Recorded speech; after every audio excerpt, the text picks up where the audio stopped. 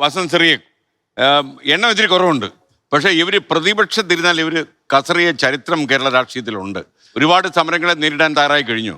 അല്ല, അതൊക്കെ നമ്മൾ തയ്യാറാണല്ലോ. കാരണം ആവശ്യത്തിനും അനാവശ്യത്തിനും സമരം ചെയ്യുക എന്നത് അവരുടെ മുഖമുദ്രയാണ്. അപ്പൊ അവർ അടുത്ത ദിവസം തൊട്ട് തുടങ്ങും. അതിൽ നമുക്ക് വലിയ അതിശയമൊന്നുമില്ല. അദ്ദേഹം പറഞ്ഞു പൂച്ച പെറ്റ് കിടക്കുന്നില്ല എന്ന്.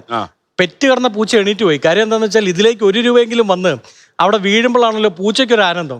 ഈ ഖജനാവിൽ പെറ്റ് കിടന്ന് അവിടെ കിടന്ന് ഡിപ്രഷൻ അടിച്ചു പൂച്ചയ്ക്ക്, ഏകാഗിയായി കിടക്കുക. അതായത് 6000 കോടിയുടെ ക്ലോസ്, എനിക്ക് അതിന്റെ കണക്ക് കൃത്യമായിട്ട് അറിയില്ല. 6000 കോടിയുടെ ക്ലോസിംഗ് ബാലൻസ് ഖജനാവിൽ ഉണ്ടെന്ന് പറഞ്ഞാൽ വലിയ എമൗണ്ട് ആണ്.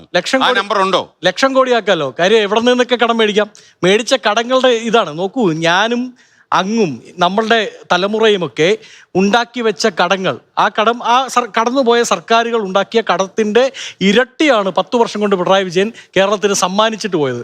അതുകൊണ്ട് കടം എവിടെ നിന്ന് മേടിച്ച് ക്ലോസിംഗ് ബാലൻസ് ഉണ്ടാക്കുന്നതിൽ വലിയ കാര്യമൊന്നുമില്ല.